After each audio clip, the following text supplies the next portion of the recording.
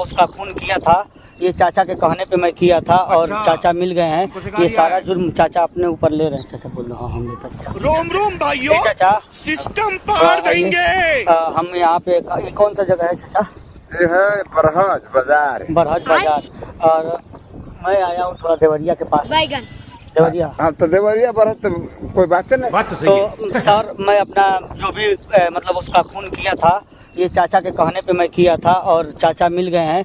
ये सारा जुर्म चाचा अपने ऊपर ले रहे हैं। चाचा बोल रहे हाँ तो बाबू ऐसा ना साहब देखिए ना, ऑनलाइन देखेंगे, बोल दीजिए हाँ मैं अपने ऊपर ले रहा हूँ। चाचा हमारा बहन ऊपर कागज अपने ऊपर ले लेता। तो साहब बताओ कैसे हम कहते बाबू हम अपन ऊपर ले रहा हूँ। बहुत तेज हो रहा है। खून यही किए चाचा, मैं उधर फेंका हूँ।